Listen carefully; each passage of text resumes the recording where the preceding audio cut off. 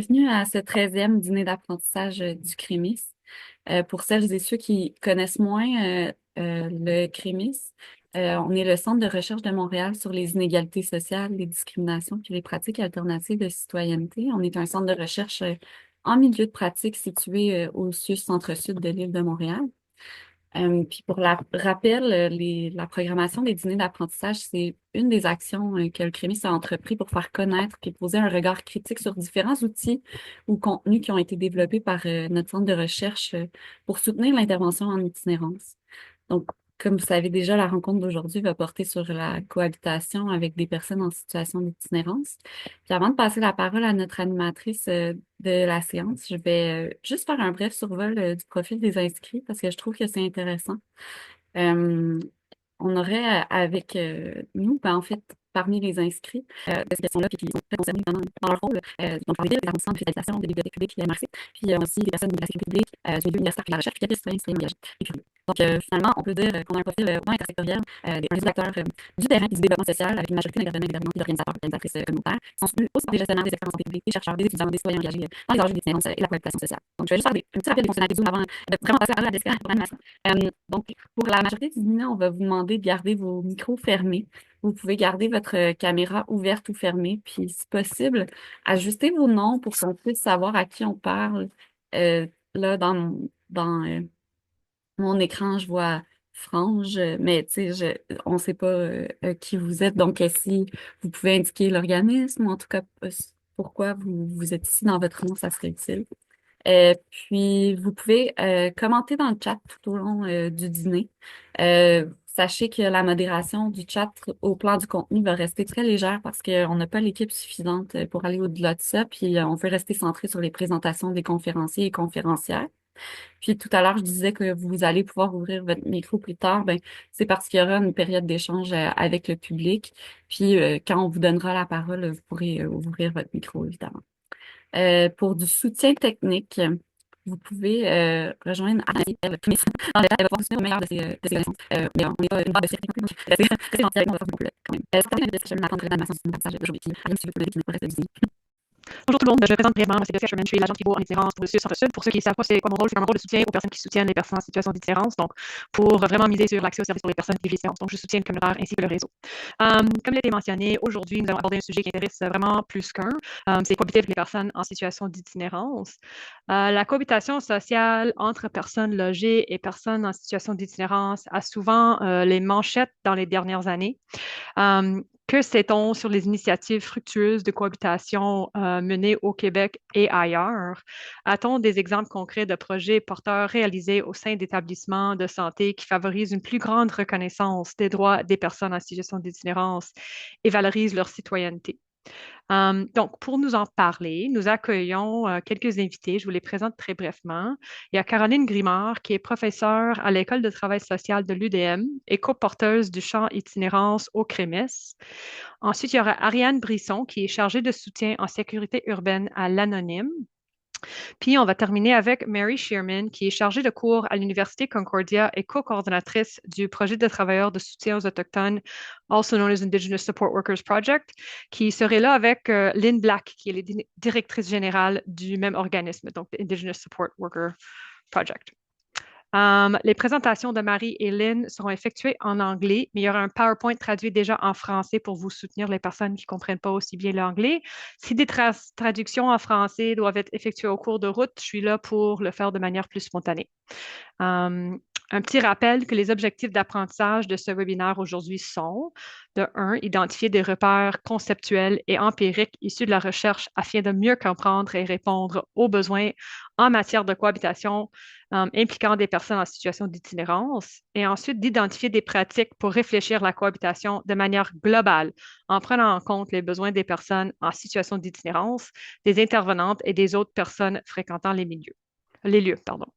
Le webinaire se divisera en 4 grands blocs. Donc, il y aura des présentations par chacun des 3 panélistes. Ensuite, il y aura des questions pour les panélistes sous forme de table ronde que je vais animer.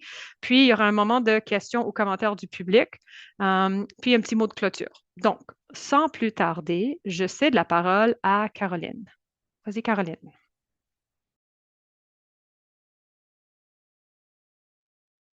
Allô tout le monde. Donc, Caroline Grimard. Ah, je m'excuse, j'ai laissé mon PowerPoint pour le début. Bah, ça va y arriver.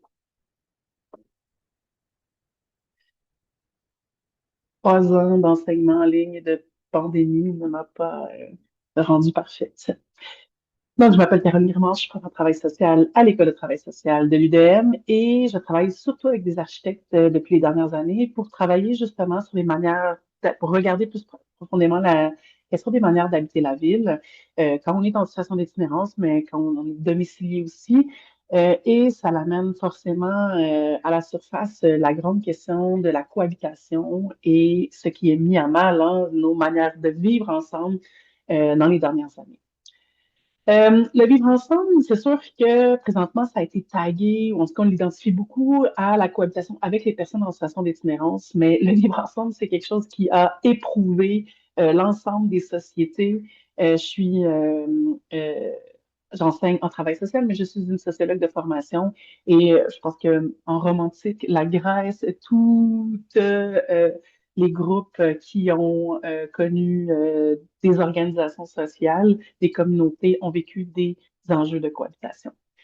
Euh, Ça a été parfois pour des questions de valeur, mais des questions de morale aussi, des questions d'identification des groupes sociaux dans la Rome antique. J'adore ça parce que quand on le dit vite, ça fait la romantique. C'est romantique, c'était pas tant romantique. Il y avait des groupes de population qui, justement, hein, étaient très bien séparés d'autres groupes sociaux. Donc, les séparations de population, la ségrégation a toujours existé. Les ségrégations géographiques, d'organisations socio-économiques, les classes sociales. C'est sûr que si on fait un bond de 2000 ans, 3000 ans, 4000 ans, aujourd'hui, on le voit différemment. Je vous ai mis pour le plaisir la carte ce qui était identifié comme étant le Red Light de Montréal. C'est vraiment ce qui est dessiné en rouge. Vous pouvez voir, hein, la séparation de certaines rues. Donc, le red light a été rasé dans les années 50, 60 pour laisser place maintenant aux habitations Jeanne-Mance. Donc, c'était un quartier qui a connu une forme de concentration de certaines populations avec certains types de comportements, travail du sexe. On n'en parlait pas à ce moment-là de cette manière-là. Donc, prostitution, maison close, jeu illégal. Et ben, ce quartier-là est encore aujourd'hui connu pour avoir une certaine tension dans le vivre ensemble. D'ailleurs, je vous ai mis une petite campagne de pub que Stella a faite à droite de l'écran, la reprise de la signalétique, le petit point rouge, qui est justement un hommage à cette idée de quartier, de quartier rouge, de red light. Et ça a été repris par le quartier des spectacles tout en effaçant hein, les populations de travailleuses du sexe. Donc, en les retirant de ces espaces-là, c'est sûr que l'industrie du sexe, elle a changé, elle a transformé, elle a été transformée, mais les travailleuses du sexe sont toujours là. Donc, elles ont repris le petit point rouge. Le Red Light, c'est sûr que pour les personnes qui habitent à Montréal, ou en tout cas ce qui était le Red Light, c'est un endroit qui est encore marqué aujourd'hui par une présence accrue d'organismes communautaires. C'est pas nécessairement de ça dont on va parler, mais je veux juste en glisser un petit mot pour qu'on se rappelle que les organismes communautaires s'installent là où il y a les personnes, hein, là où sont les besoins, et ça, c'est vraiment essentiel. Par contre, aujourd'hui, on se rend compte que les besoins sont partout, mais on demeure, pour ce qui concerne la question de l'itinérance, dans un désir d'entre-soi résidentiel, souvent, hein, donc dans certains quartiers limitrophes, autour du fleuve principalement, et puis même dans d'autres villes, banlieue sud, banlieue nord, là, mon propos est montréalo-centré, mais je pense que c'est à la grandeur du Québec. Les quartiers, pardon, sont très frileux de recevoir des nouveaux organismes, alors que ben, ça éviterait un certain effet de concentration puis de tension qu'il y a notamment dans certains quartiers qui sont connus historiquement pour avoir des populations en situation de pauvreté ou de marginalité. Les enjeux de cohabitation aussi, pas juste historiquement, mais dans les 50, 60, 70 dernières années, sont liés au développement des écoles. On en a très, très, très peu parlé, Mais les conseils municipaux sont aussi largement occupés par des personnes qui se plaignent du développement de CPE et d'écoles pour toutes sortes de raisons. Pour le bruit, c'est très bruyant des personnes qui sont dans des cours d'école. Le stationnement, ça l'enlève du stationnement. Donc, dans une province où c'est le royaume du bungalow et des voitures, il y a d'autres enjeux de cohabitation qui euh, mobilisent beaucoup les administrations, mais dont on n'entend pas parler. Pourquoi qu'on n'entend pas parler? Ben, il y a peut-être je vais vous le dire un petit peu plus tard, les médias, il y a un acharnement. Mais avant d'arriver là, je vais juste vous dire, on a un certain type de rapport à l'espace. C'est quelques éléments théoriques, je pense, qui nous permettent de comprendre. Les espaces sont prisés, certains espaces plus que d'autres, les centres-villes de certaines villes. Il y a des effets de lieu. Dans la slide auparavant, on a vu la question du red light. Tout le monde, hein, toutes les villes ont leurs quartiers qui sont prisés et des quartiers qui sont jugés ou tagués comme étant un petit peu plus indésirables. Les rapports de pouvoir sont investis dans certains lieux et ça se reproduit. On a tendance à chasser des populations des lieux prisés et de les amener dans certains lieux qui sont parfois excentrés des villes ou excentrés de ce qui est prisé. Et puis, ça a toutes sortes d'effets. Ça a des effets ces effets de déplacement-là, ça fait en sorte parfois que des populations perdent accès à des services, surtout comme je vous disais, quand les services sont historiquement dans certains types de lieux. Et ça nous amène aussi dans l'idée qu'il y a un rapport inégalitaire à l'espace. On le sait, les personnes en situation d'itinérance sont davantage judiciarisées, criminalisées pour leur rapport à l'espace, l'occupation de l'espace, qu'on perçoit souvent un espace extérieur comme étant un espace de transit. Mais des fois, on comprend pas nécessairement qu'on a construit, les règlements qu'on a mis en place sont des constructions, hein. C'est nous qui avons décidé à un certain moment que les trottoirs, c'est un espace exclusivement de transit. C'est un on générique, là, bien entendu, c'est pas nous ici autour de la table, mais on se rend compte que les municipalités ont le pouvoir de changer certains types de règlements. On les challenge pas toujours sur certaines réglementations. Puis des fois, on essaye, puis c'est difficile aussi. Mais donc, tout ça pour vous dire qu'il y a des rapports de pouvoir qui sont dans les lieux, il y a des effets à propos des lieux. Je vous ai mis ici une petite théorie d'Henri Lefebvre qui est, je pense, très intéressante, qui nous permet de voir en fait que l'espace, qu'il soit intérieur, extérieur, privé, public, il est conçu, perçu et vécu différemment. Donc, forcément, hein, que si on perçoit, on vit et on conçoit l'espace différemment, il va y avoir des luttes pour l'espace, des rapports de pouvoir, et il y a des personnes qui vont gagner, d'autres personnes qui vont perdre. Puis là, on le voit hein, dans l'équation, dans nos sociétés capitalistes, qui gagne et qui perd. Henri Lefebvre, c'était un chercheur marxiste, donc bien entendu, il y a ce rapport-là aussi à l'espace qui nous fait voir qu'il y a des personnes qui n'auront jamais accès à l'espace puisqu'elles ne détiennent pas de capitaux ou de valeurs sociales. Puis c'est cru ce que je vous dis, mais c'est rude, mais c'est ce qui se passe présentement, hein. Quand il y a des acharnements médiatiques à propos sur certaines populations, qu'on ne leur accorde pas hein, une reconnaissance sociale, on ne reconnaît pas non plus que des personnes qui vivent sans nécessairement avoir une adresse, qu'elles habitent bel et bien un quartier, hein, même si c'est dans un parc ou sur un banc de parc. Ça fait en sorte qu'elles ont moins accès et qu'elles se retrouvent justement parfois hein, dans des effets de population. Nos médias, ils ont un rôle à jouer. Je vous ai mis la petite affichette que le RAPSIM avait fait en demandant d'avoir un meilleur traitement médiatique des personnes en situation d'itinérance. Il y a plusieurs personnes d'entre nous, là, de manière informelle ou formelle, qui avons fait des revues des médias. Puis c'est sûr que les personnes en situation d'itinérance n'ont pas une belle vitrine. Elles sont pas nécessairement toujours bien représentées. Donc, c'est pas simple, ça alimente l'ambiance autour de la cohabitation sociale et donc des préjugés et des éléments de discrimination par rapport à la cohabitation. Qu'est-ce qu'on fait avec cette cohabitation-là? Ce qu'on a longtemps pensé d'un point de vue de la recherche, c'était que de faire un énorme travail en amont, et c'est ce que la majorité des organismes communautaires font, hein, de préparer la population, de s'assurer que les besoins hein, dans le quartier sont bel et bien répondus, puis les besoins qui ne sont pas répondus, ben, c'est là où on agit, où on crée des organismes communautaires. Donc, un véritable travail en amont permettait de préparer tout le monde à l'arrivée d'un organisme communautaire, puis faciliter la question de la cohabitation. Par contre, on s'est rendu compte que ben, ça marche pas toujours. Ça a été le cas des 2, 3, 4 dernières années. Il y a beaucoup de... Bon, il y a eu une médiatisation de certains déplacements d'organismes et campagne de peur, de préjugés qui s'embarquent, et ce qui fait en sorte que ben, le travail en amont a desservi parfois certains organismes. Pas desservi, ça leur a pas nécessairement desservi, mais ça a joué en leur défaveur d'une certaine manière parce que des citoyens, des groupes qui se sont organisés pour éviter la venue de certains organismes.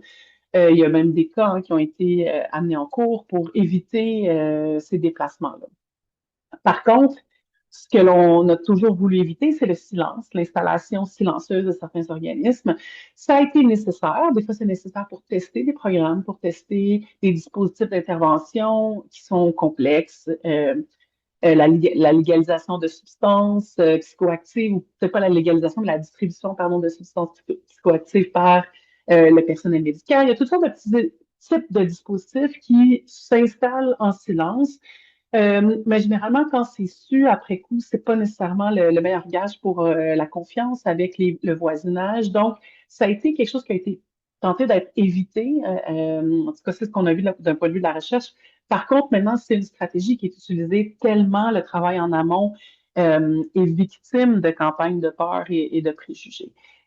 Au milieu de tout ça, bien entendu, il y a un travail en continu qui se fait et qui demeure un peu, je vous dirais, la solution gagnante présentement, que les personnes, les organismes communautaires adoptent pour un travail en amont ou pour le silence. Ce qu'il faut, c'est qu'une fois que l'installation elle est faite, c'est un travail en continu. Par contre, tout ça, c'est compliqué. Là, je vous ai mis pour le plaisir une photo de pêche, leur projet Sherpa, où ils font des ruches d'or. On s'est rendu compte que de faire se rencontrer des populations qui ne se connaissent pas bien, c'est un défi, c'est important à faire. Puis comment qu'on le fait? Ben, c'est là où on ne le sait pas tout à fait maintenant. Dans ce cas-ci, c'est des rencontres autour de l'art qui permettent de décristalliser la question d'itinérance, de ne pas l'aborder de front, mais de faire jaser ensemble des personnes qui n'auraient pas eu à jaser ensemble. Euh, Ce qu'on se rend compte aussi d'un point de vue de la recherche, c'est ce qu'une des dernières recherches que j'ai fait avec les architectes a permis de voir, puis c'est d'autres chercheurs aussi l'ont fait avant moi, c'est que les zones de relégation urbaine, ça fonctionne pas. De placer tout le monde dans un endroit excentré, ça crée éventuellement, si ce n'est pas déjà le cas en amont, un vide de service. Euh, et donc, l'idée, c'est plutôt de travailler avec l'existant, de travailler dans des communautés, des quartiers qui sont déjà actifs, puis de voir comment on arrive à faire commun l'espace, ou en tout cas à revoir cette idée d'espace perçu, conçu, vécu, comment on peut faire cohabiter ensemble des populations qui n'ont pas l'habitude de cohabiter ensemble et qui, ben, d'un point de vue moral ou d'un point de vue de ségrégation de l'espace ou de l'usage de l'espace, vont arriver tranquillement à se rejoindre dans l'usage de l'espace. C'est pas nécessairement super simple. Bon, vous pouvez, tout le monde l'expérimente sûrement autour de la table. On a imaginé, nous, on a vu des relais qui se font. L'autre complexité aussi dans la cohabitation, c'est la question ben, du 24/7. Les organismes ne sont pas disponibles 24 heures sur 24, 7 jours sur 7. Et ben, ça entraîne toutes sortes de tensions, ça aussi, dans l'espace public, dans les espaces vécus aussi. Une des choses qu'on a vues, ben, c'est que justement, si on évite les zones de relégation urbaine, que les organismes s'installent dans les quartiers bien ancrés, là où les personnes ont le besoin, il peut se construire des réseaux en parallèle qui vont justement tenter de réduire ces tensions-là en dehors du 24/7, quand il n'y a pas nécessairement de service. Donc, des dépanneurs qui ont des clés d'entrée d'appartement parce que certaines personnes perdent constamment leurs clés, par exemple. Donc, de trouver des ressources autour qui ne sont peut-être pas nécessairement des services officiels, mais qui servent de plateforme officieuse et qui ont réellement euh, une influence, en fait, dans le quotidien des personnes. Là, vous avez des petites images, c'est des images de notre catalogue, de notre dernier catalogue avec les architectes qui a été mis dans le chat, je crois. J'ai vu de l'activité. Dans le fond, il y a toutes sortes de petits éléments qui ont permis, qui ont permis de voir justement une réduction de la tension. Par contre, ben voilà, c'est un travail en continu, justement. C'est les deux catalogues dont tirés de ces recherches, je m'excuse. Et puis, une autre chose sur laquelle je voudrais revenir par rapport à cette slide-là, c'est qu'en se centrant sur les besoins des personnes, c'est sûr que nous, notre sujet d'intérêt, c'est les personnes en situation d'itinérance. En se centrant sur les besoins, on arrive à avoir des logiques aussi qui font sens par rapport à la satisfaction de ces besoins-là. Je pense que des fois, le travail d'éducation, ben, ou en tout cas, qui est fait par les organismes et le travail de désinformation qui est fait par les médias, des fois, ça crée des chocs justement par rapport, on n'arrive pas à comprendre quels sont les besoins des personnes en situation d'itinérance, puis comment elles arrivent à les satisfaire avec toutes sortes de stratégies de débrouille qui n'apparaissent peut-être pas de manière claire pour le grand public. Mais justement, de démystifier ça, c'est fait, hein, c'est un travail qui est fait souvent par les organismes communautaires, mais qui n'ont pas nécessairement tout le temps de les mettre de l'avant. Ben, ça nous permet de comprendre quels besoins sont comblés par certains types de comportements qui sont mis en place dans l'espace public et qui sont difficiles à comprendre. Donc voilà, si vous voulez en savoir plus sur ces recherches-là, puis sur les petits éléments de cohabitation dont je vous ai parlé, ils se retrouvent dans ces deux recherches-là. Merci. Merci, Caroline. Bon, c'était bref, c'était parfait. Tu as bien respecté ton temps, donc merci beaucoup. J'ai pas fallu t'interrompre. Donc, Caroline a mis sur le table, comme sur le sujet, un petit comme survol, bref, des repères conceptuels et des pratiques issues de la recherche. Donc, merci beaucoup. Un petit survol historique de Montréal. C'était super intéressant avec la petite carte. Donc, je passe maintenant la parole à Ariane Brisson de l'Anonyme qui va nous faire un exemplaire d'un projet pratique qui est déjà actif à Montréal. Merci, Ariane. Oui, bonjour, donc oui, je m'appelle, excusez-moi, Ariane Brisson, j'utilise le pronom elle, les accords féminins. Je vais vous parler de ce que l'anonyme fait en cohabitation sociale. En fait, je vais passer rapidement sur notre approche, mais je vais me concentrer plus sur deux études de cas qu'on voulait vous présenter. Puis à la fin, je vais vous donner aussi quelques petites stratégies que vous pouvez retenir là, et rapporter à la maison. Donc, oups, pourquoi ça ne change pas de diapo? Oui, l'Anonyme, très rapidement, on est un organisme qui travaille à la promotion des comportements sécuritaires, relations égalitaires, prévention des ITSS dans une approche humaniste de proximité au travers 4 programmes. Aujourd'hui, je vais surtout vous parler brièvement en fait du programme logement et principalement du programme de sécurité urbaine pour lequel je travaille. Rapidement, en sécurité urbaine, on est à Montréal, on est financé pour œuvrer dans l'entièreté de l'arrondissement Mercier-Hochelaga-Maisonneuve, Rosemont-la-Petite-Patrie, puis une partie de l'arrondissement Ville-Marie, là, dans les quartiers du village de Sainte-Marie. Puis on a aussi des fois donné des petits coups de pouce là, à d'autres municipalités au Québec. On est une équipe de 15 personnes intervenantes et animatrices, puis j'y reviendrai tout à l'heure, mais pour nous, c'est très important d'agir en multidisciplinarité. Là, on a plusieurs compétences différentes, on vient de plein de bagages aussi différents dans l'équipe. Donc, rapidement, sans répéter aussi ce qui a été nommé là, par Caro juste avant, là, dans notre perception à l'anonyme de c'est quoi la cohabitation sociale, il y a deux grands éléments qui sont importants. Premièrement, on travaille dans une idée d'un droit à la ville au sentiment de sécurité pour tous et toutes. On part de l'idée que l'espace public a été conçu, entre autres, effectivement, pour le transit et le transit automobile, pour des hommes blancs, cisgenres, hétérosexuels, en âge de travailler, qui sont pas en situation de handicap. Puis finalement, les autres populations sont plus ou moins exclues des espaces. Nous, ce qu'on veut, c'est que les personnes puissent se réapproprier ces espaces-là, mais on fait attention parce que souvent, en fait, dans la question de la réappropriation de l'espace public, on va penser aux femmes, aux enfants, puis on va venir instrumentaliser leur sentiment de sécurité pour justifier des mesures qui vont exclure d'autres populations. Donc, en réponse à ça, il y a une des choses qu'on va faire dans nos interventions qui vont être de faire la différence entre être en danger et avoir peur. Donc, si la peur ou le sentiment de sécurité, c'est quelque chose de très légitime, c'est pas la même chose de travailler sur ces craintes-là versus quand il y a un danger réel. L'autre chose qu'on va faire aussi, c'est normaliser les tensions dans l'espace public. Il y a plusieurs populations qui se partagent là, les endroits, donc c'est normal qu'il y ait des tensions. On peut les apaiser, mais elles risquent de continuer, donc il faut quand même normaliser la présence de ces tensions-là. Finalement, le deuxième élément, là, c'est que pour nous, comme disait Caroline, la cohabitation sociale, c'est pas juste un phénomène qui est lié à l'itinérance. Donc, ce que ça va faire, c'est que dans nos interventions, on va beaucoup plus se centrer sur les comportements qui pourraient faire en sorte qu'on puisse se partager les espaces et non pas réfléchir la réglementation ou réfléchir l'espace dans le but d'exclure des populations. Puis, on va travailler aussi à ce que le partage soit équitable. Donc, si l'espace dont j'ai besoin est disponible, c'est correct qu'il y ait d'autres personnes qui utilisent d'autres espaces autour, même si ça pourrait me déranger de côtoyer ces personnes-là. Sinon, dernier élément dans notre approche, on commence toujours, nous, par faire une analyse de qu'est-ce qui se passe. Donc, on va questionner, on va observer, on va aussi aller s'informer sur l'historique du lieu où on va travailler. Puis, à partir de ça, on va identifier des besoins, puis déployer vraiment des actions dans une approche écosystémique, d'où l'importance d'avoir une différence dans l'équipe. Il y a des personnes qui ont étudié en sociologie, qui ont étudié en lien avec l'aménagement, l'urbanisme, excusez-moi, en lien avec l'éducation à l'enfance, éducation spécialisée, etc. Donc, on est une équipe avec plusieurs compétences qui nous permet à la fois d'intervenir vraiment spécifiquement auprès des personnes, mais aussi de déployer des animations auprès des enfants, de faire des espaces d'échange entre populations, de travailler sur les aménagements, mais aussi de travailler à faire changer des choses dans les structures. Maintenant, pour ce qui est de nos études de cas, je vais vous en présenter deux. La première, ça va être l'implantation de notre maison de chambre dans un quartier d'Hochelaga-Maisonneuve. Et la deuxième est plus en lien avec des personnes qui sont contraintes de vivre dans l'espace public, là, donc les campements à Montréal. Dans le premier cas, donc c'est notre immeuble, le 3629 Sainte-Catherine. En fait, on est propriétaire d'une maison de chambre à haut seuil d'acceptabilité sociale. C'est une maison de chambre, donc les personnes ont un bail. Si on veut, s'il y a un enjeu, il faut vraiment passer par le TAL. C'est des personnes qui vivent dans le secteur, qui vivent dans cet endroit-là. C'est à haut seuil, donc les personnes peuvent consommer, avoir des animaux, recevoir de la visite, être plusieurs dans leur chambre. Vraiment, là, on accueille des personnes qui, normalement, auraient de la difficulté à se loger autrement.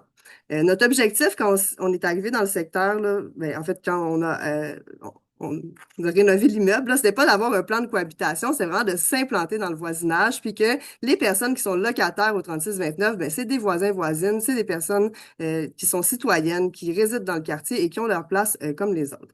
Historiquement, cet immeuble-là, c'était un lieu où des personnes consommaient. Il y avait le crime organisé qui était là.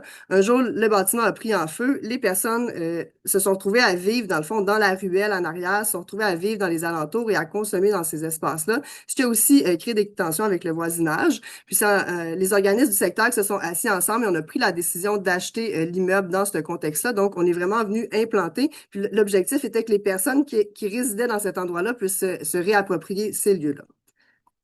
Ce qu'on a fait dans les semaines avant l'ouverture, ça a été un porte-à-porte avec les personnes riveraines de la ruelle, parce que quand même, les situations qui avaient été vécues dans la ruelle avaient pu être troublantes, ou en tout cas, ont pu être marquantes pour des personnes du voisinage. On a fait un porte-à-porte pour informer du projet, que c'est l'anonyme qui était propriétaire, c'est quel type de personnes qui allaient venir vivre dans l'immeuble et tout. Le but n'était pas de consulter les gens, mais vraiment d'écouter quand même s'il y avait des craintes, puis d'informer de ce qui se passait. Puis en même temps, on leur partageait un numéro de téléphone unique, comme ça, s'il se passait quelque chose ou qu'il y avait des craintes, les gens pouvaient rapidement parler à quelqu'un et expliquer qu'est-ce qui se passait. L'autre chose, on avait invité les personnes à se présenter à une assemblée citoyenne qui finalement n'a pas eu lieu, là, faute de personnes intéressées à une telle assemblée. Puis par la suite, là, depuis le projet, bien, on continue à faire des porte-à-porte sur une base régulière. Par exemple, des fois, il arrive des situations là, où ça devient un peu plus tendu. Il y a des mesures qui sont mises en place. Par exemple, on a augmenté le nombre de personnes intervenantes qui travaillent au 3629. À la demande des locataires, on a installé des caméras. Donc, c'est le genre d'information aussi qu'on avise dans le voisinage quand ça se produit. On continue à répondre aux appels, même que des fois, les gens appellent sur la ligne en lien avec le 3629, en lien avec de l'itinérance ailleurs dans le secteur, parce que les gens, des fois, font des amalgames. Mais à ce moment-là, l'appel est relayé là, à l'équipe de sécurité urbaine, puis on peut faire un suivi, puis s'assurer que les personnes se sentent en sécurité dans leur quartier. Puis, on fait de l'animation dans la ruelle, c'est ce que je vais vous parler dans la prochaine diapositive. Et on a aussi animé des ateliers là, avec une marionnette dans l'école primaire en maternelle, où on parle entre autres de quoi faire quand on croise des inconnus, puis c'est quels comportements qui sont corrects ou non. Qu'est-ce que je fais si je trouve une seringue à la traîne, par exemple. Donc, la question de l'animation de la ruelle. Ça n'a pas été facile au début. On était pas mal seuls dans notre ruelle. On a essayé toutes sortes de choses à travers le temps. Donc, on fait ça depuis 2023. L'idée, c'est vraiment de créer un espace d'échange pour que les personnes qui vivent dans le 3629 et les personnes du voisinage puissent interagir entre elles et créer un petit peu des liens. On fait 4 à 5 événements par été. Avant chaque événement, on fait un porte-à-porte pour informer tout le monde de ce qui se passe. Ça implique aussi qu'on fait une corvée de ménage de nous autres avant l'événement, fait qu'on assure aussi de la propreté dans la ruelle. Comme vous voyez là, par la liste d'activités, on a essayé plein de choses qu'on a appris à travers des années. Donc là, les personnes sortaient, prenaient un hot dog puis se retournaient chez eux. Donc, il n'y avait pas vraiment de choses qui se passaient là tout le long là, de l'événement. Puis on a à peu près 2 ou 3 personnes du voisinage qui étaient un peu plus curieuses, qui sont venues nous voir, nous offrir de la terre pour les jardinières, nous offrir de l'électricité, mais on n'avait pas encore là, créé un lien entre tout le monde.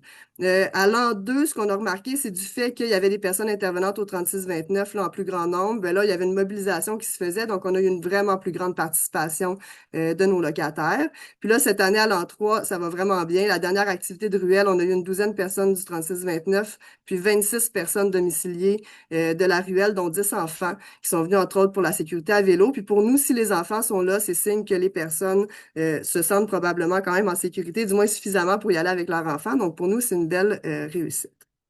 Puis ce qu'on retient de ça, c'est l'importance de la constance et de la patience. En fait, il a fallu qu'on travaille très fort, parce que la première année, on aurait pu s'arrêter là en se disant ça fonctionne pas, mais c'est à force de répétition puis de porte à porte, année après année, qu'à un moment donné, les gens finissent par voir qu'il se passe quelque chose, qu'ils viennent voir.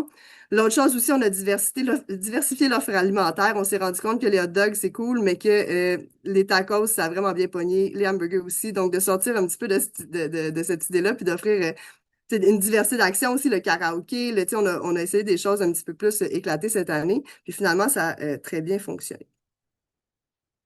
Notre deuxième exemple, c'est en lien avec les campements. C'est différent de quand on est un organisme qui s'implante, qui est dans un quartier, qu'on est chez nous. Ici, les campements, il y a de la réglementation qui fait en sorte que c'est pas toujours possible. En fait, c'est pas vraiment possible légalement là, de camper où on veut à Montréal, de mettre une tente.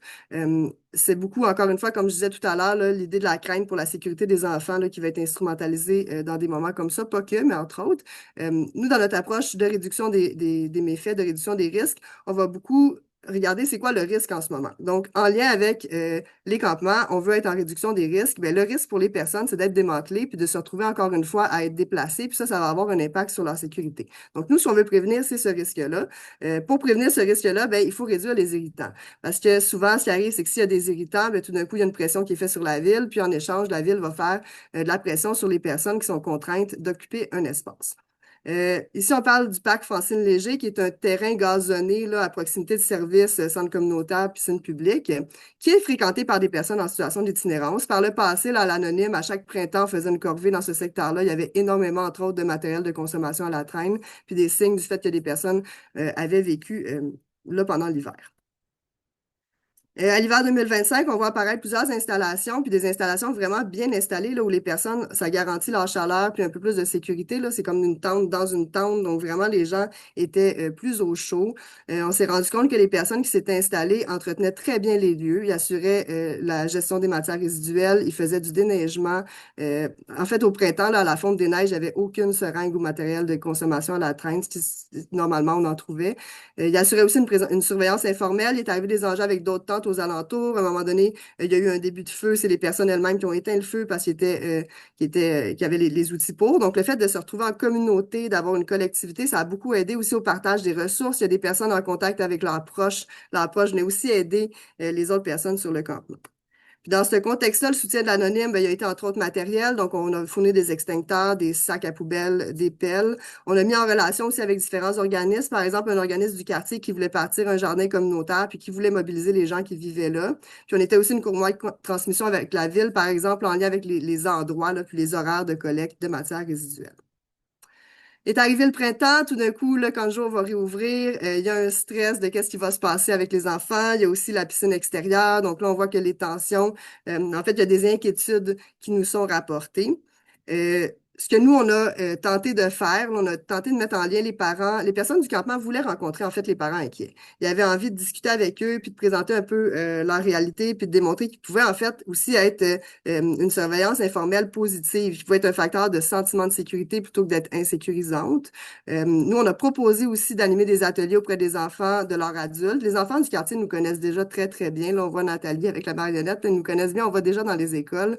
On a beaucoup discuté avec l'arrondissement aussi de voir c'est quoi les comportements précis qui dérangeaient, c'est quoi l'enjeu, il est où le danger. Tu sais, s'il y en a vraiment un, ben nous, on va aller voir les personnes, on va aller travailler sur cet élément-là. Si c'est une tente qui est problématique, ben si on peut travailler avec cette tente-là plutôt que toutes les autres personnes qui sont contraintes d'être dans l'espace, mais qui respectent quand même les enjeux. Malgré tout, il y a eu décision de l'arrondissement de démanteler. Puis, on a décidé de prendre ce cas-là, en fait, parce que ce qui est intéressant, c'est que ce qu'ils ont utilisé pour démanteler, c'était une réglementation qui dit qu'on n'a pas le droit d'être dans le parc la nuit.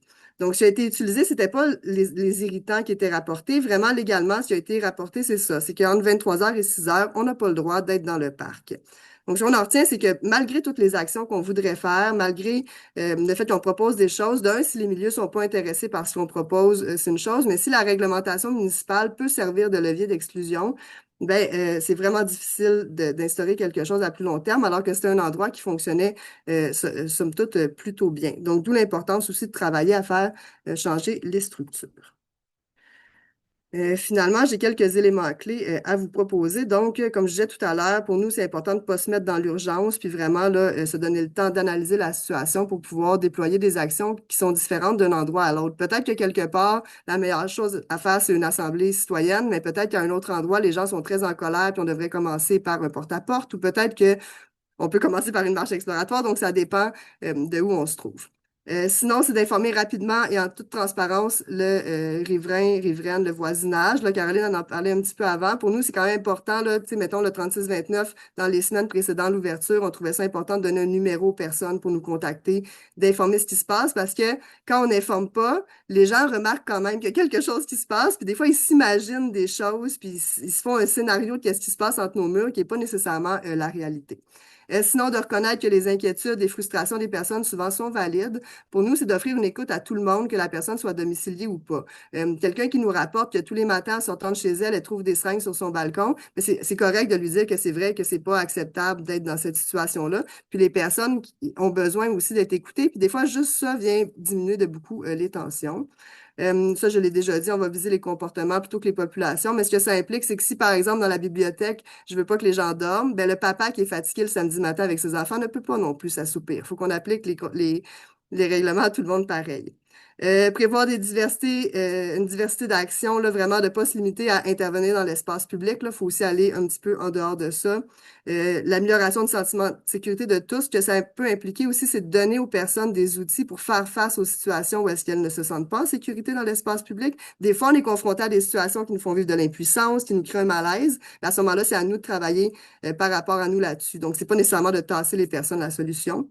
Donner les moyens de cohabiter. Si les personnes n'ont pas accès à des toilettes, n'ont pas accès à des douches, n'ont pas accès à des poubelles, ben, elles ne pourront pas réduire les irritants. Puis finalement, là, de travailler pour modifier les réglementations, comme je l'ai dit tout à l'heure, pour pas que ce soit un levier là, pour exclure des personnes. Voilà. Je m'arrêterai avec ça. Merci Ariane, c'était magnifique. Je pense qu'on a beaucoup appris sur des actions concrètes, des trucs qu'on peut rapporter chez nous. Surtout, j'ai trouvé ça intéressant que tu as misé moins sur comme l'éducation de c'est quoi l'itinérance puis les facteurs et plus sur comme se connaître puis se parler, ce qui est vraiment intéressant en retour dans de la personne puis pas comme fait qui n'ont pas un logement fixe. Puis voilà, on a parlé des conditions gagnantes, des freins à travailler à la cohabitation harmonieuse et puis ça peut peut-être alimenter nos réflexions dans nos quartiers, nos milieux respectifs. Bon, on va passer à la troisième groupe. Ces deux personnes, c'est Mary Sherman et Lynn Black, qui vont nous parler du Indigenous Support Worker Project. Donc, ça va être présenté en anglais avec des diapos en français. Et s'il y a de quoi, je suis prête à faire de la traduction spontanée. Amazing. Thank you, Jessica. And thank you for the invitation from Cremis. And thanks for accommodating us in English and everything else. So my name is Mary. I am a co-coordinator with ISWP, and I'm accompanied here today by Lynn Black, who is our executive director. We are not cohabitation experts, but throughout the work that we've done with ISWP, we've noticed a few things that we thought would be helpful to share here today. So that will be the focus of our presentation. But before we get there, we're going to tell you a little bit about ISWP and the journey that we've been on. We don't have a very high profile because we don't really want one beyond the folks that we work with, which is the urban Indigenous homeless community in the Plateau area. So a few things about ISWP, first of all. The mandate of ISWP is to center and support the well-being of First Nations, Inuit, and Métis people with lived experiences of homelessness through decolonial advocacy and revitalization practices. ISWP is committed to providing wraparound care and fostering relationships of trust based in holistic healing and skills development to support our community members' transition to an autonomous and empowered life free from homophobia, transphobia, and other forms of structural violence. And how we accomplish this huge mandate is we have buy-in for peer services for community members and service users using rights-based harm reduction approach, which centers Indigenous ways of being, knowing, and healing. We have education and training for peer organizations and other groups that serve the ISWP's community members. We provide resources in response to community needs.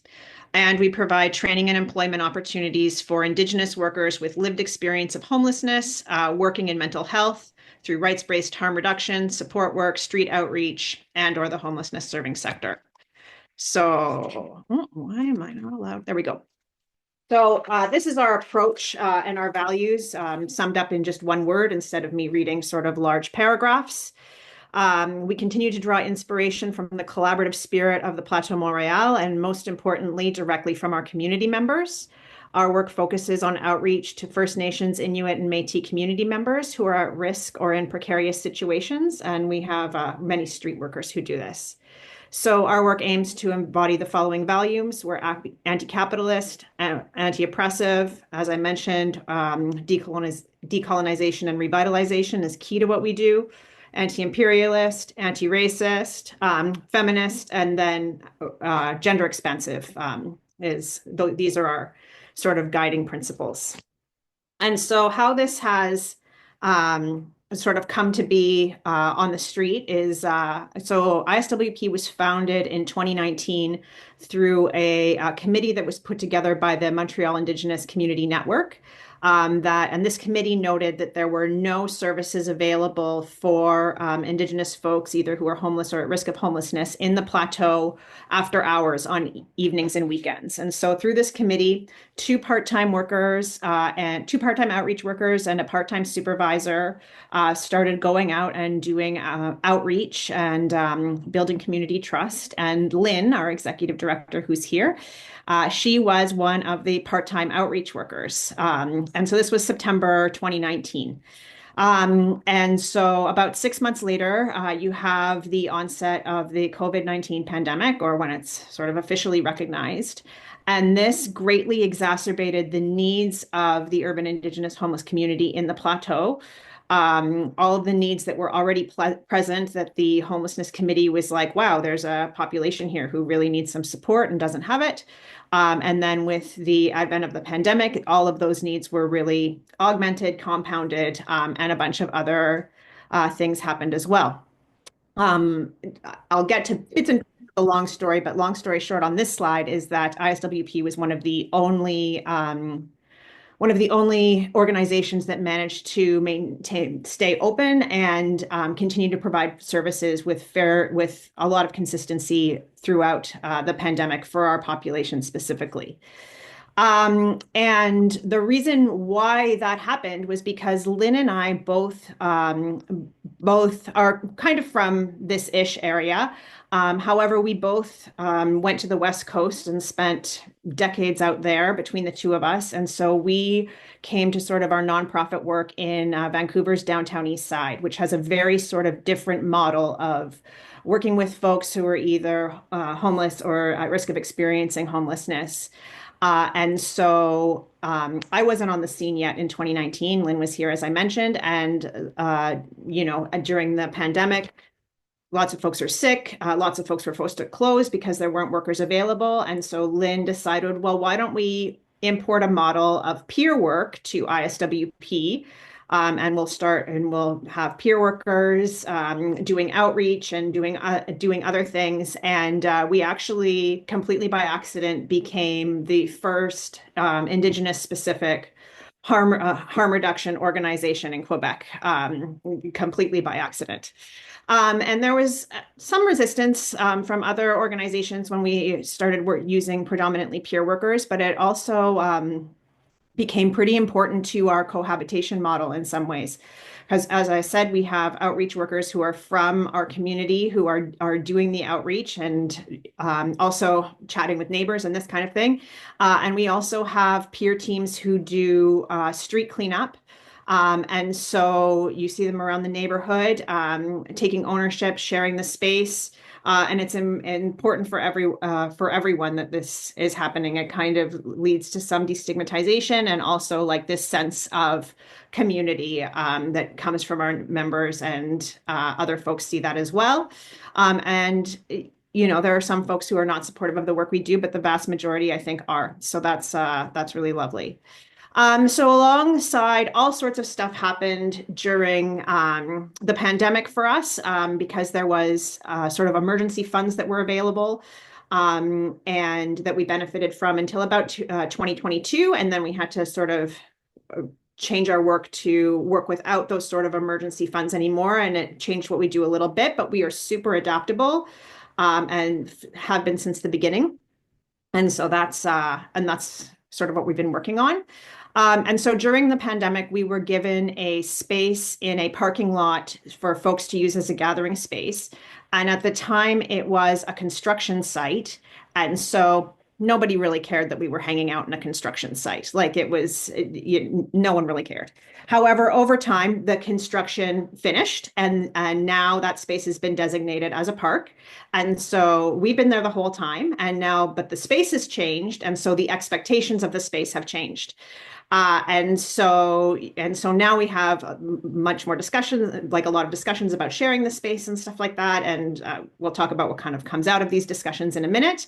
But the point is that we've been there the whole time, and so we're not moving. And we've had we've had meetings with folks from the city, folks from various SUSEs who have talked about like what moving the population works like. And we're from Vancouver. People who were moved in Vancouver ended up murdered. Like that's the sort of really glib way to put it. And so we completely don't support this.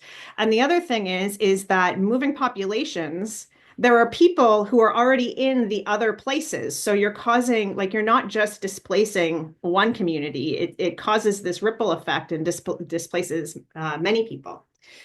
So all this to say, since the end of the pandemic, we don't have the space in the parking lot anymore, but we still meet in the same place once a week and have a brunch or a soup social or some kind of sort of community building meal.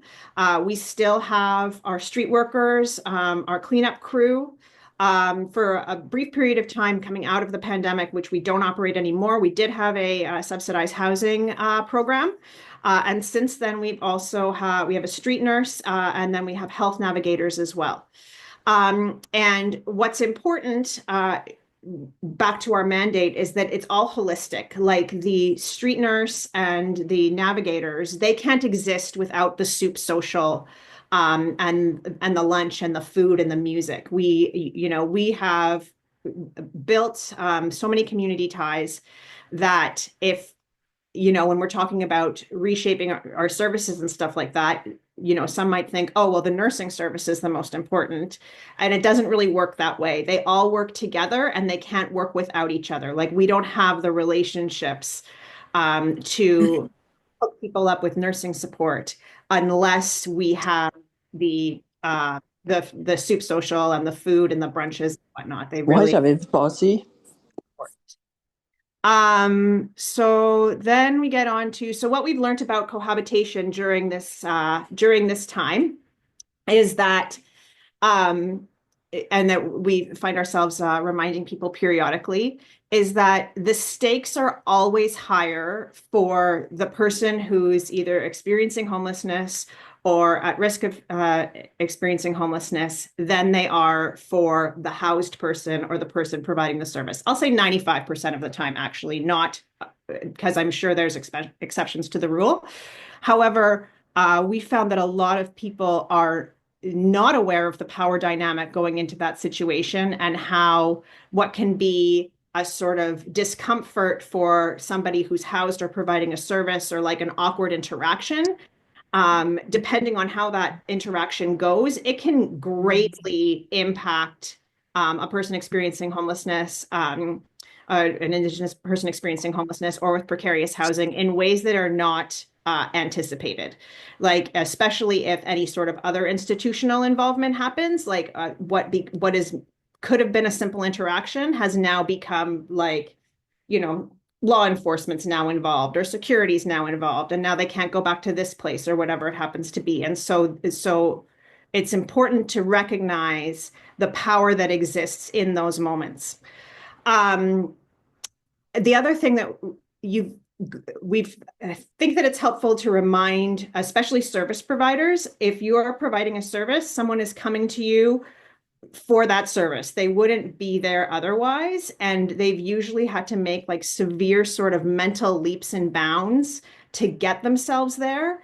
And so it's helpful to assume that somebody is trying.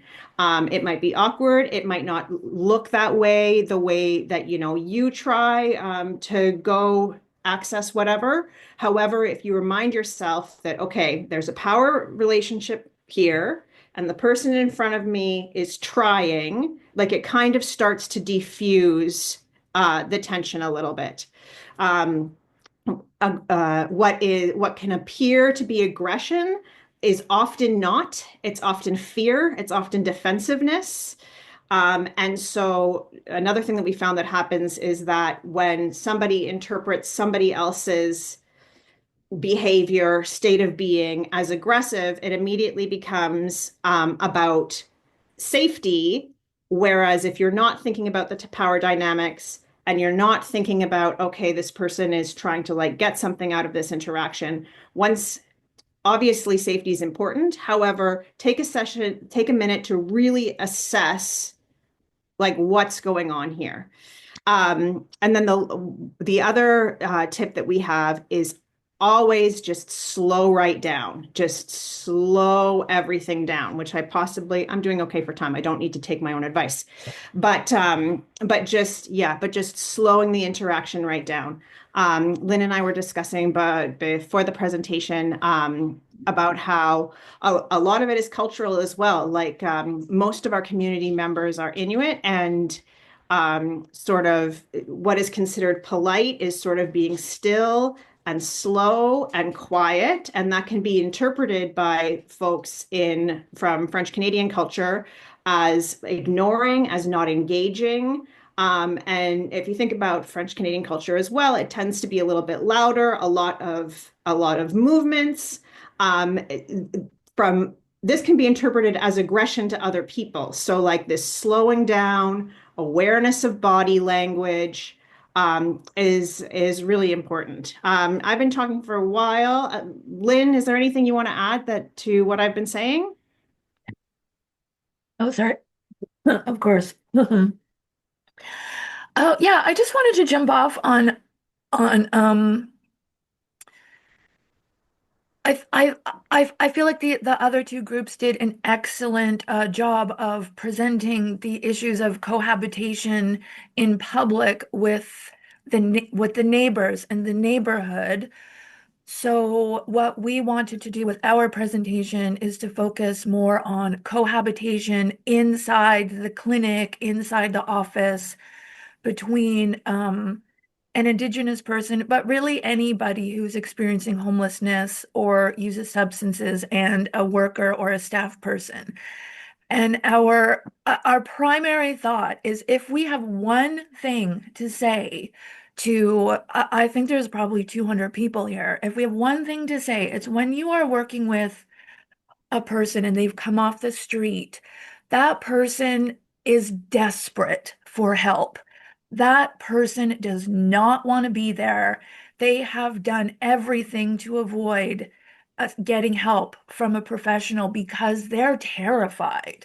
They've had horrible experiences from the time they were born with institutional settings.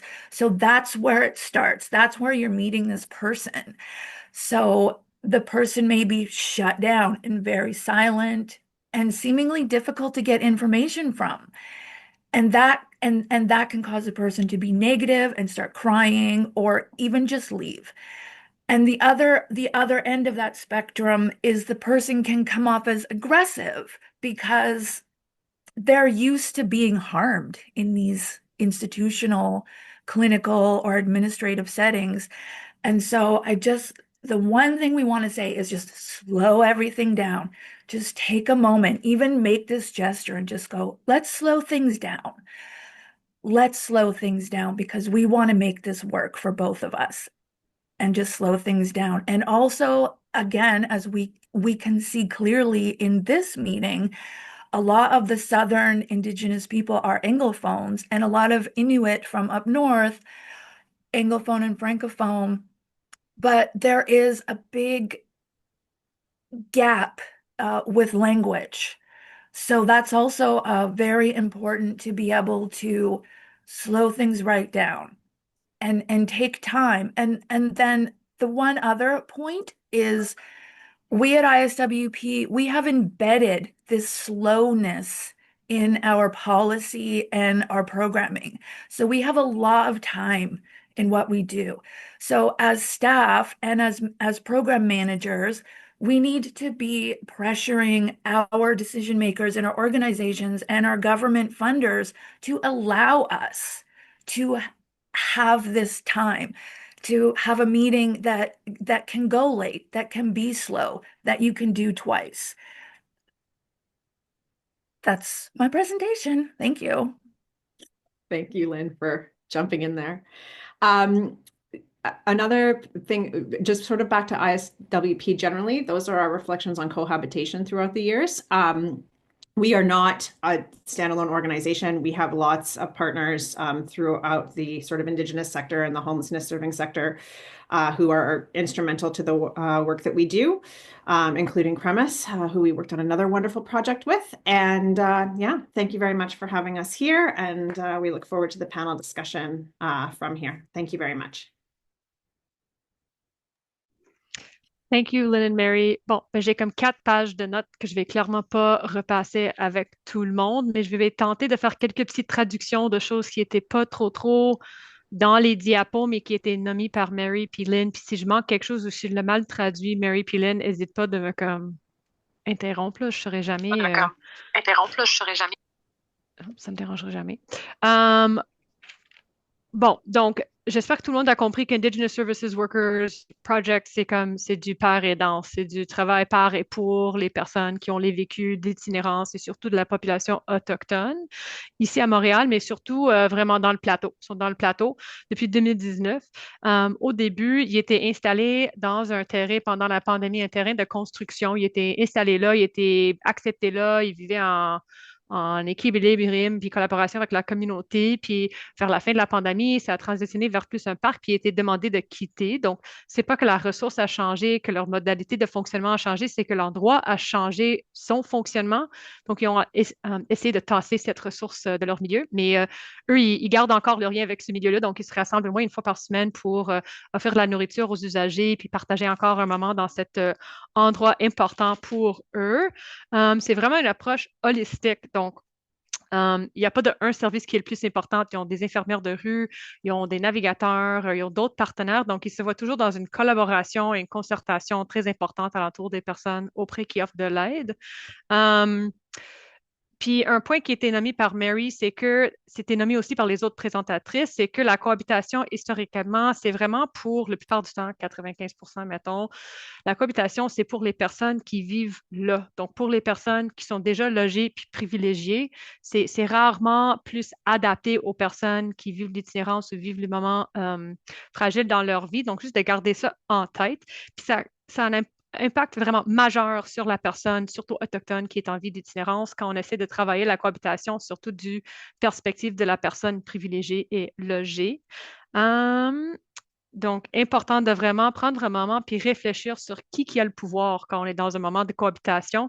Comment est-ce qu'on va respecter ces différents niveaux de pouvoir pour s'assurer qu'il y a une certaine égalité puis égalité dans le service ou le travail qu'on fait ensemble. Si une personne se présente pour de l'aide, c'était nommé par Lynn et puis Mary, le fait qu'une personne qui vit la vulnérabilité, qui est très marginalisée de la société, soit autochtone ou non, mais c'est surtout la population autochtone dont elle parle. Si la personne se présente puis demande de l'aide, ça a pris vraiment déjà beaucoup plus d'efforts qu'on y pensera.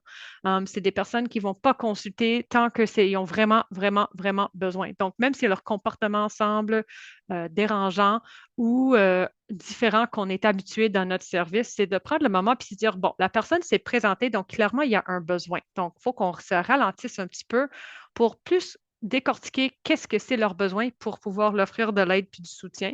Puis ça va diffuser l'attention aussi. Il y a la culture aussi. Je sais que je chevauche le temps, mais je vais le continuer, Naomi, donc patientez.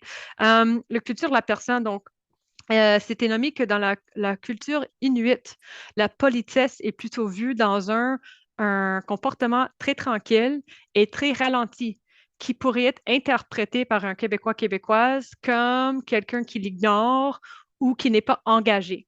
Donc, juste des fois prendre le temps de mieux comprendre d'où vient la personne, puis c'est quoi pour eux la politesse, l'interaction régulière, au lieu de sauter sur ce qu'on préconçoit comme des comportements.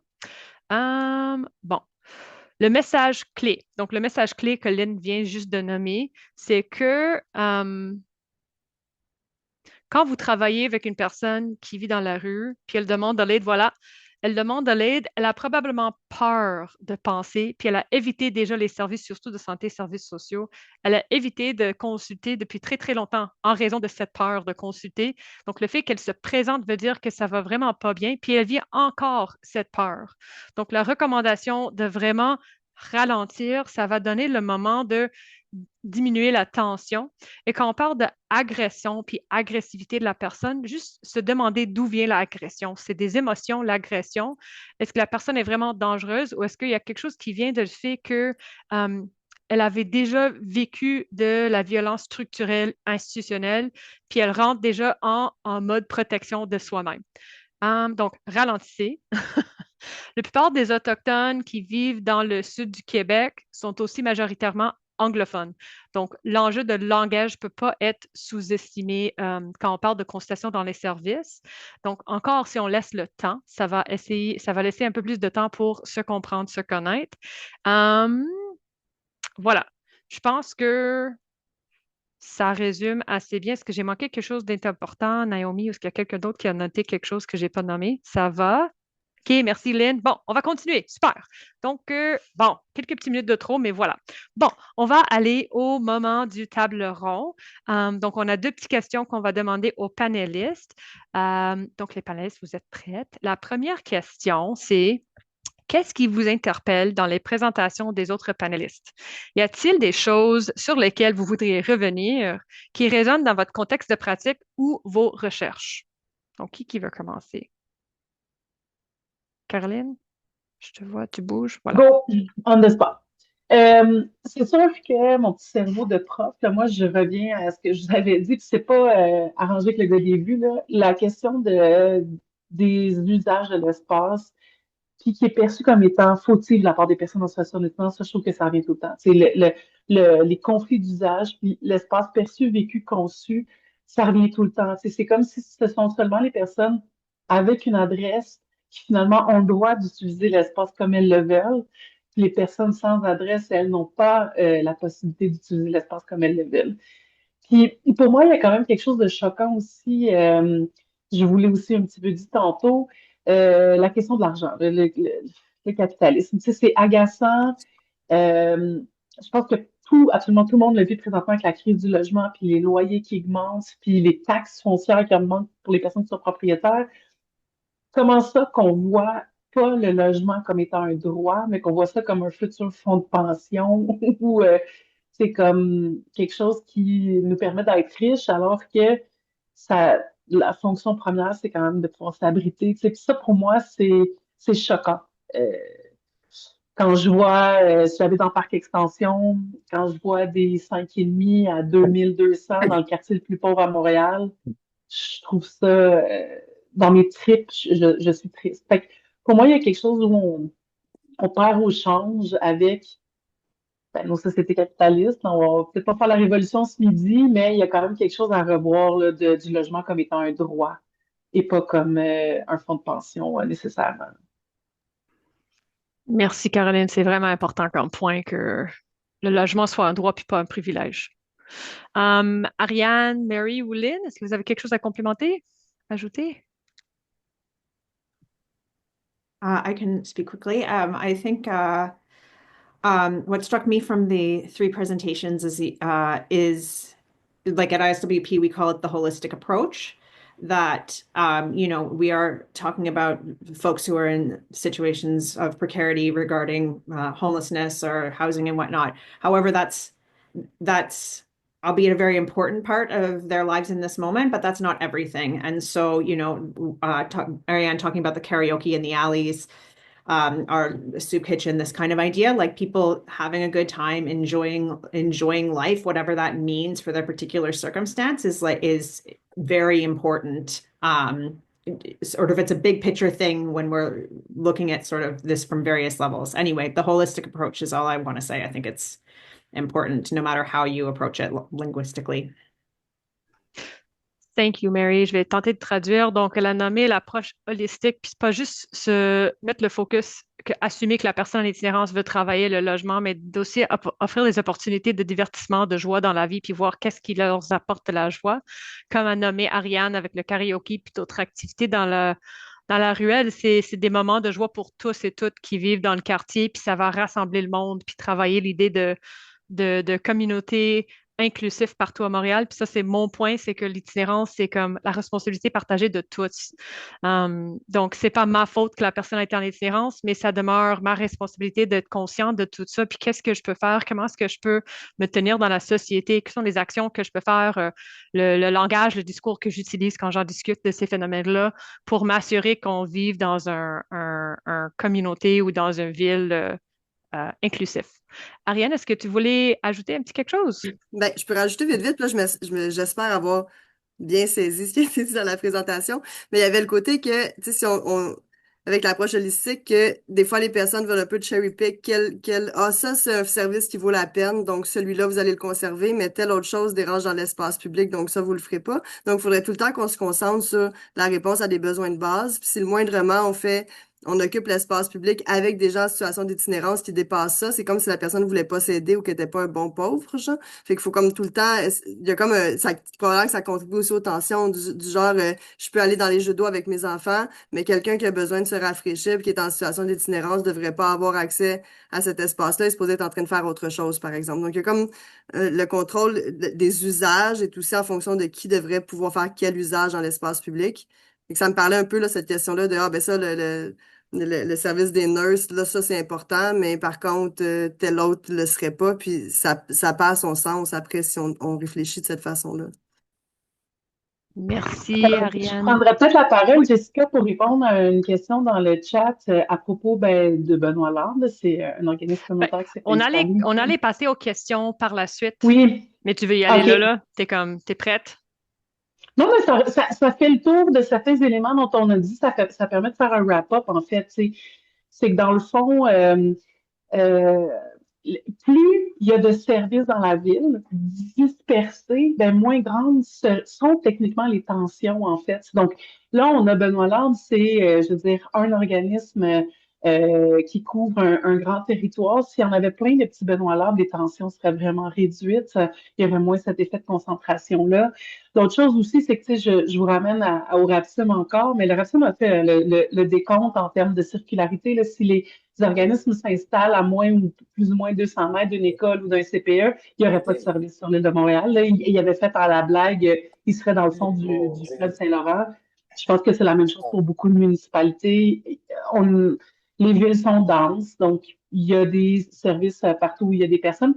Puis, la beauté d'un service, c'est l'expertise qu'ils apportent.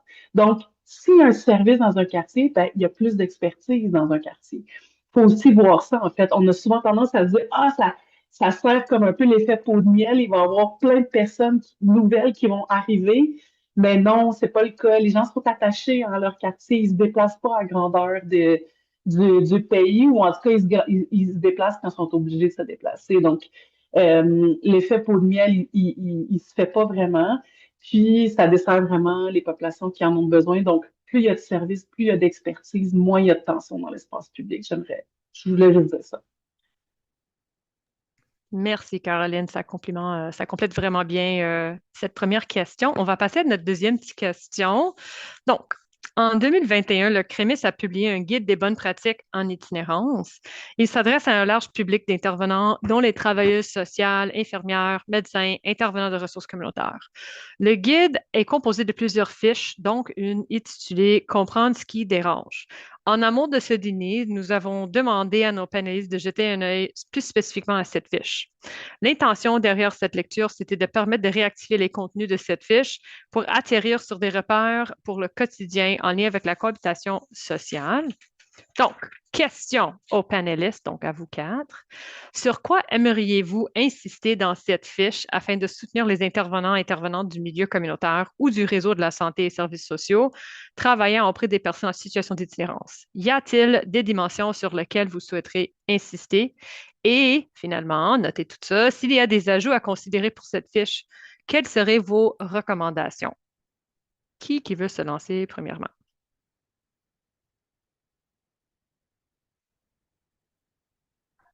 I can start us off. I'm just going to say that so we made our presentation, then we read the document, and so we were very excited to see that it discusses at great length how the different ways that aggression can manifest and how it can be interpreted. And yeah, we'd really like to highlight those points for folks that are here and who can consult it later, because we feel, or I don't want to speak for Lynn, but we spoke before, and I think that I can say that we feel, interrupt me if I can't, that so many of these sort of tense cohabitation interactions, kind of as soon as it's like, okay, well, this is my safety, then the interaction is over and people are making very quick decisions. And so this how to if you can notice in yourself when you're like, oh, I'm being a little aggressive, but it's actually because of this other thing, then you can start to sort of make room for it in other people as well. And so anyway, the document goes through it at great length, and we definitely appreciated that. Thank you, Mary. Donc, je vais tenter ma traduction. Donc, elle a surtout souligné le fait, comme ils ont mentionné dans leur PowerPoint, dans leur présentation de Indigenous Support Workers Project, le fait que dès qu'une personne a des comportements agressifs, si on prend le temps de réfléchir sur d'où vient cette agression, au lieu de, dès qu'on commence, elle a dit que dès que le mot sécurité rentre là-dedans, qu'il y a une attaque à mon sécurité, à mon intégrité, c'est comme toute intervention, c'est fini, c'est terminé, c'est clos, puis on rentre dans comme intervention de sécurité. Donc, si on peut même soi-même prendre un moment de réfléchir, quand moi je commence à me sentir agressif puis fâché, ça vient d'où?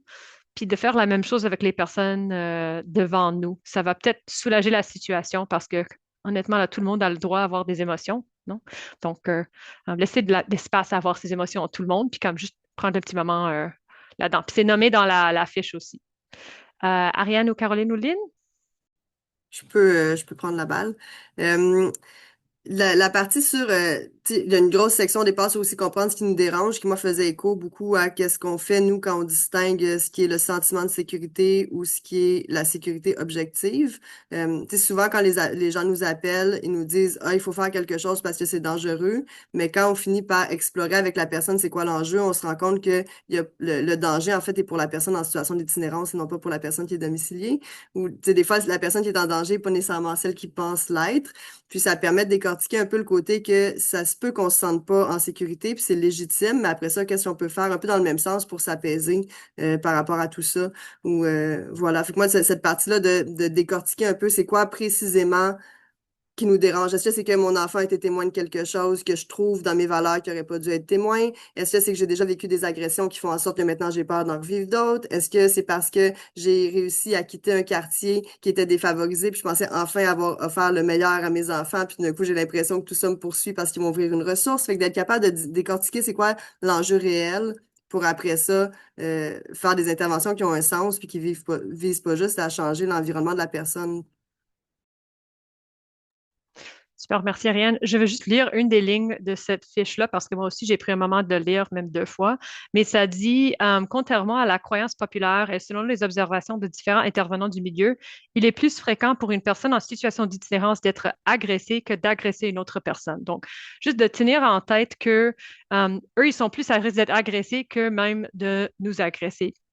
Les personnes qui sont en itinérance ou qui ont des comportements, mettons, dérangeants. Puis quand je fais mes ateliers de sensibilisation sur l'itinérance avec les équipes cliniques du CIUS Centre-Sud, des fois on parle des comportements dérangeants, puis je dis, ça se peut que la madame en arrière de moi au SAQ est dérangeante, mais elle n'est pas en itinérance. Donc, c'est de revenir sur son comportement, puis pas de stigmatiser la personne juste en raison de leur situation résidentielle. Caroline, veux-tu compléter? Ben, oui, je pense qu'on a un devoir de transformer l'information, de la traduire pour le grand public, puis des fois on le fait un petit peu moins. Puis cette fiche-là, je la trouvais vraiment chouette, donc je pense que ça vaudrait la peine de continuer de faire ce travail d'éducation, mais vraiment destiné au grand public. Je pense qu'il y a beaucoup de choses qui valent la peine d'être sues par tout le monde, en fait. Ouais. Merci, puis malade, on est full à l'heure, donc c'est 13h20. On a un 10 minutes d'échange avec les panélistes pour les participants. Donc là, on veut solliciter les questions de la salle. Comment avez-vous envie de réagir? On continue de présenter aujourd'hui. Avez-vous des questions? Euh, voilà. Donc peut-être, Naomi, tu peux m'aider avec ça. Est-ce qu'il y a du monde qui lève la main? Ou est-ce qu'on est plus dans le chat? Je vous encourage de lever la main puis d'enlever votre micro pour nous demander des questions. C'est beaucoup plus interactif puis vivant. Mhm. Est-ce qu'il y a quelqu'un? La seule question qu'il y a actuellement dans le chat concerne en fait une demande de recommandation, je crois, pour des agents de sécurité. En fait, on sait que ce sont des personnes qui sont de plus en plus menées à interagir avec des personnes en situation d'itinérance, confrontées à être au milieu parfois de tensions avec des personnes logiques. Donc, ce serait quoi des recommandations que vous auriez, si vous en avez? Pour des agents de sécurité. Ben, je peux me lancer. Tu sais, c'est d'enlever aussi l'idée que, tu sais, on essaie, nous autres, le plus possible d'enlever le discours, même nous, on travaille fort à ça, là, de pas opposer des populations, là, les gens domiciliés versus les gens qui ne le sont pas. Quand on fait des formations, par exemple, dans les bibliothèques, ce qui nous est le plus souvent mentionné, c'est même pas en lien avec les gens en itinérance, c'est, mettons, il y a un monsieur en colère parce que l'imprimante ne fonctionne pas, puis il vient crier sur les bibliothécaires ou sur le personnel. Donc, les personnes qui commettent des agressions ou qui sont pas toujours appropriées, sont pas nécessairement les gens en situation d'itinérance. Fait que l'idée est après ça que, dépendant du milieu où il y a la personne qui est gardienne de sécurité, là, je sais pas si c'est dans un centre sportif, dans l'espace public, dépendant de c'est où, ben on essaie de faire un code de vie qui répond aux besoins des personnes et non pas qui va exclure. Puis après ça, on va devoir l'appliquer de façon égale, peu importe que la personne soit en situation d'itinérance ou non. Mais tu sais, c'est de comprendre que les gens viennent répondre à des besoins. Ça se peut que la personne, elle vienne prendre sa douche même si elle n'a pas besoin de la piscine. Mais ça, c'est un comportement vraiment problématique. Ben, en soi, pas vraiment. Tu sais, fait que de laisser les gens répondre à leurs besoins en fonction, puis après ça, d'intervenir uniquement quand il y a quelque chose qui va pas, mais de façon égale que la personne nous semble être en itinérance ou Merci, Ariane. Est-ce qu'il y avait d'autres choses à ajouter par les autres panélistes? Ça vous voit comme réponse, c'était assez complet, je dirais. Caroline, je vois votre main levée, donc à vous. Bonjour, merci beaucoup pour tout ça. Je voulais vous dire, j'ai posé la question sur, c'est moi qui ai posé la question sur le centre d'inhalation dans le sud-ouest, parce que c'est une mère de famille qui m'a énervée sur le sujet en parlant de ses pauvres petits-enfants qui vivaient une terreur.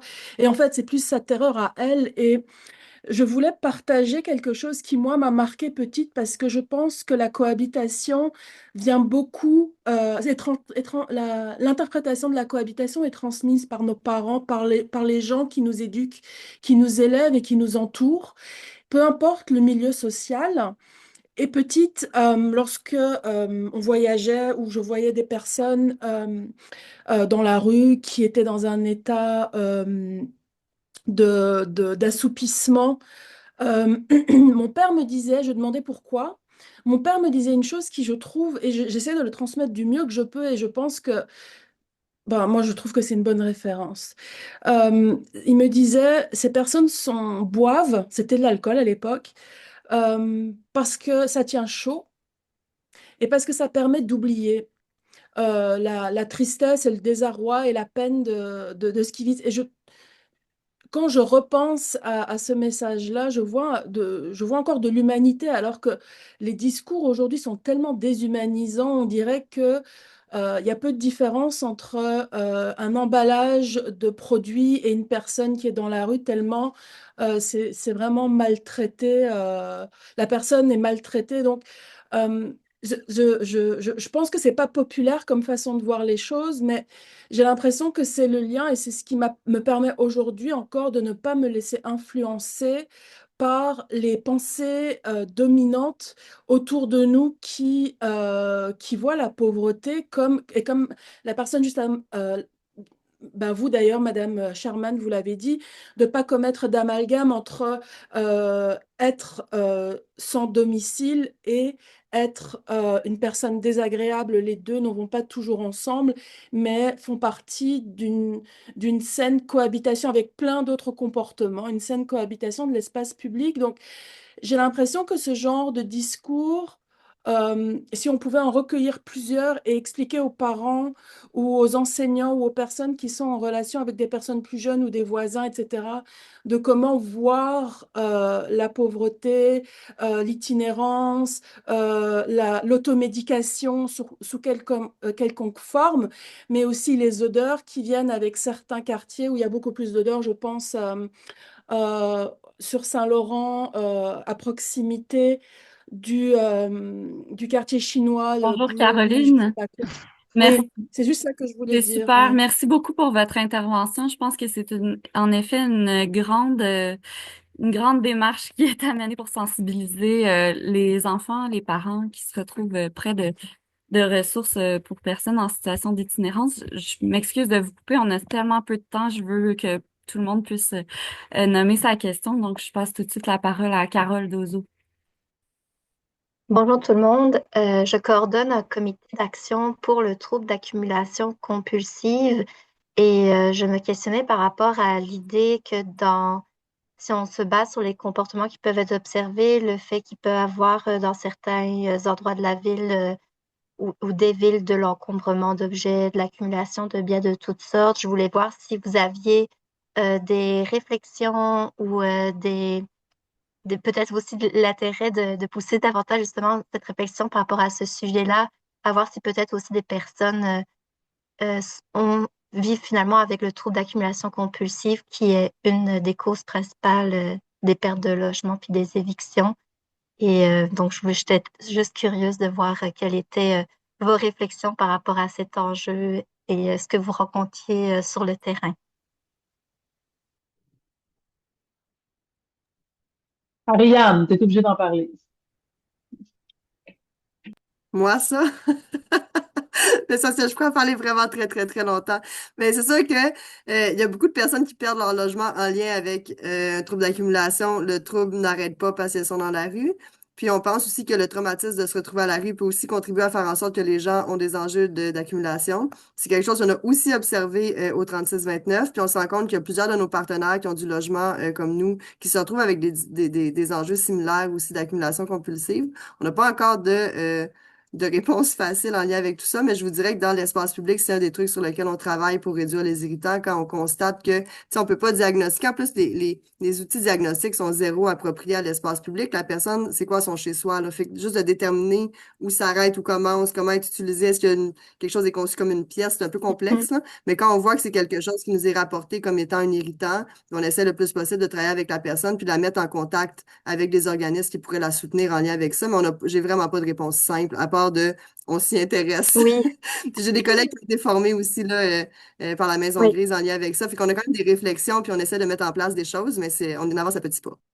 Oui, puis je pense que ma question était surtout de susciter l'intérêt par rapport à la question. Puis je vous ai écrit Ariane parce que je pense que ce serait pertinent de s'en reparler plus longuement. Jessica. Lynn, you Oui, wanted to say merci. something? Oh, non, est-ce que Lynn, tu avais quelque chose à Lynn? ajouter?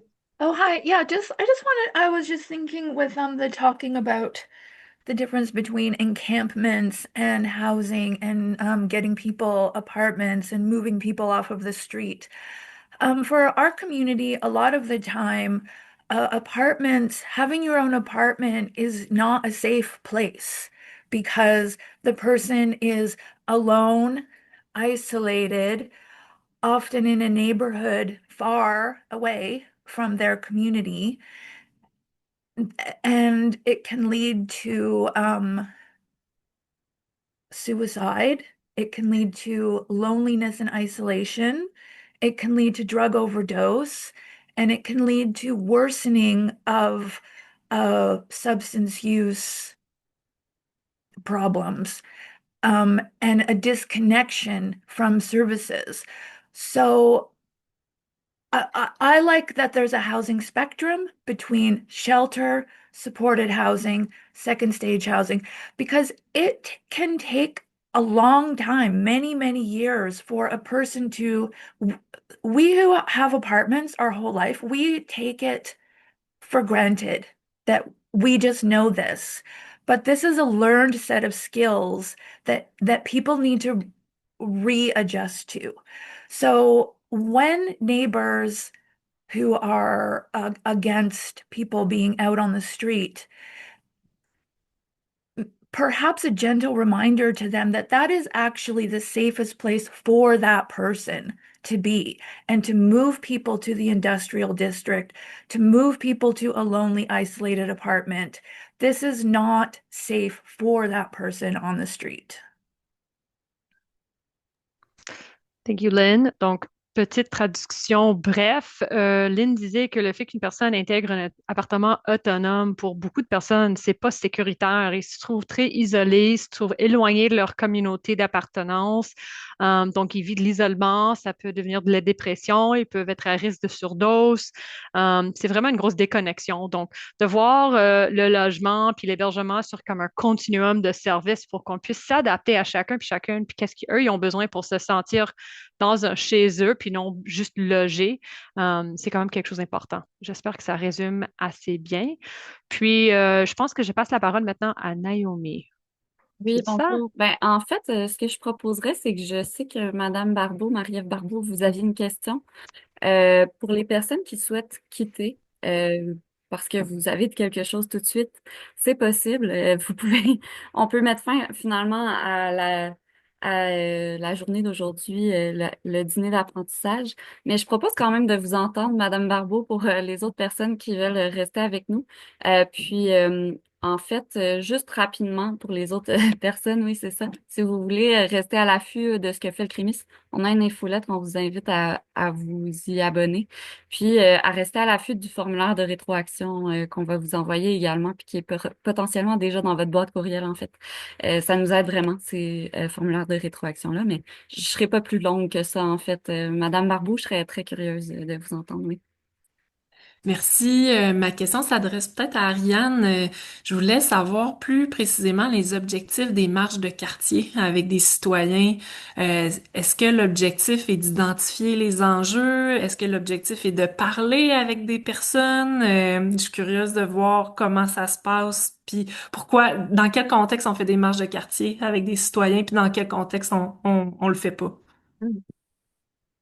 Ben, pour moi, chez Exploratoire, ça dépend vraiment d'un secteur à l'autre. Tu sais, on en fait une fois de temps en temps avec des centres de femmes où c'est vraiment l'idée de se réapproprier les espaces publics avec les groupes de femmes. Puis à ce moment-là, on va vraiment aussi observer l'espace en fonction des principes de l'aménagement sécuritaire.